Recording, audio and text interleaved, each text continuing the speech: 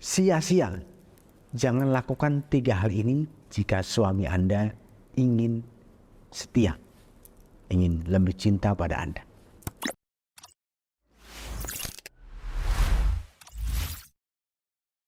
Assalamualaikum warahmatullahi wabarakatuh. Bismillah, alhamdulillah, la hawla wa la quwwata illa billah. Subhanallah wa bihamdih, astaghfiruka wa atubu ilaik. Rabbana hab lana min azwajina wa dzurriyyatina qurrata a'yun waj'alna lil muttaqina imama. Nah, apa 3 hal yang sia-sia yang ketika lakukan, ketika Anda jalankan, itu justru akan membuat suami malah benci atau jengkel pada Anda, tidak cinta atau berkurang cintanya, artinya males begitu.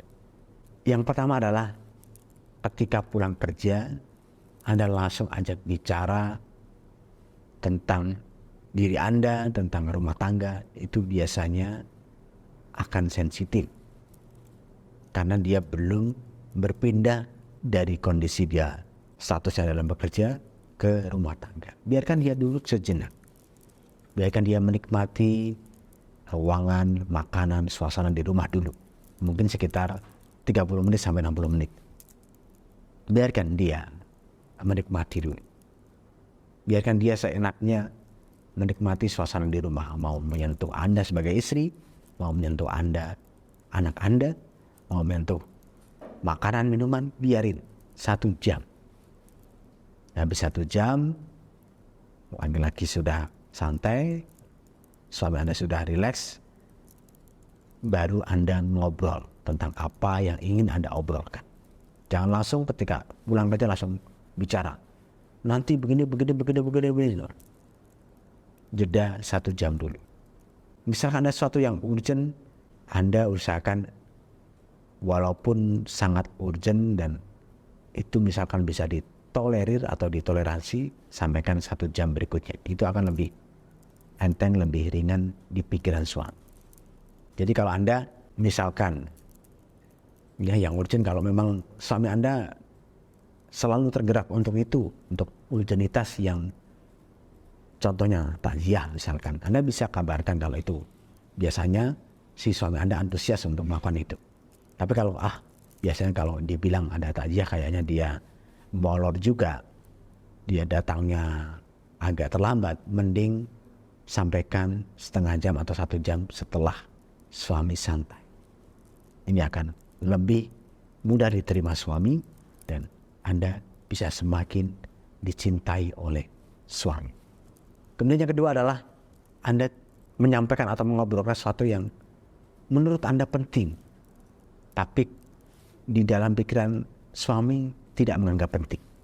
Misalkan ada acara yang berhubungan dengan biasanya pertemanan, menurut Anda penting, Anda berhubungan dengan teman Anda dan teman Anda juga baik-baik dan Anda kepingin bilang sesuatu itu,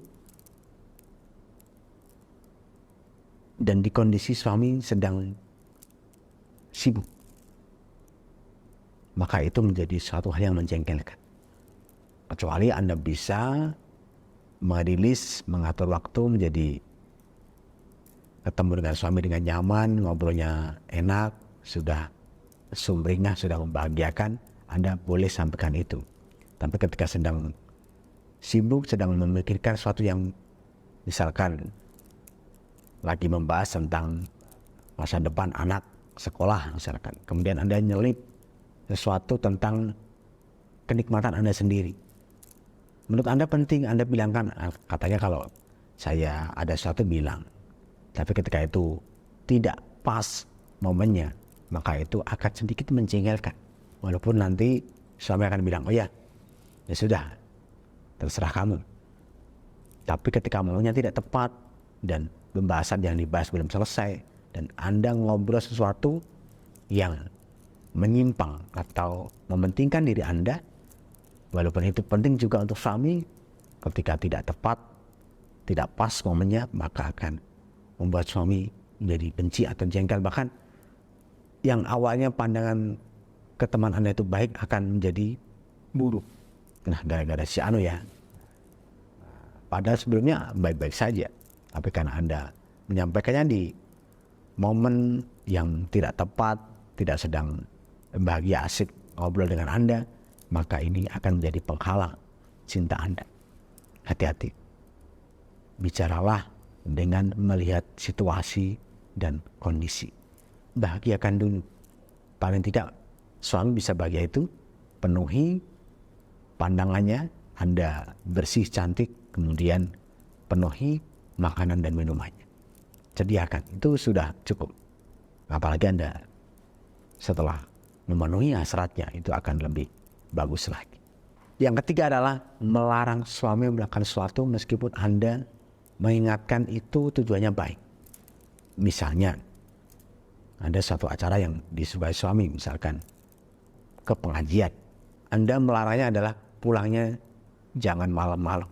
Nanti kalau pulang, selesai langsung pulang ya. Atau Anda melarang untuk nanti setelah selesai jangan ngobrol sama teman-teman kamu dan kamu langsung pulang. Walaupun larangan itu Anda inginkan biar suami nanti bisa tidur lebih awal, bisa tidurnya berkualitas, bisa nanti besok kerja nggak usah bangunin capek-capek. Tapi ketika suami biasanya selesai acara dan Anda ngobrol sedikit dengan teman-temannya, ada larang begitu, itu tidak tepat. Dan itu suatu yang sia-sia ketika Anda melarang seperti itu. Lebih baik Anda sampaikan saja. Selesai acara, ngobrol sebentar yang penting, terus pulang. Agar besok ketika berangkat kerja atau ketika ke kantor, tidak kecapean.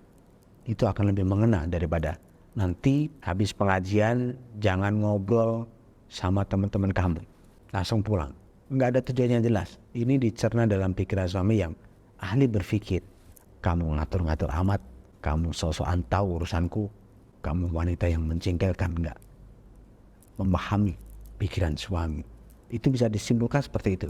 Karena Anda tidak memberikan tujuannya apa Anda melarang itu. Kalau diterima dengan baik di pikirannya, di pikiran suami, maka akan senang dan bahagia. Artinya tidak sia-sia, tidak sia-sia larangan Anda.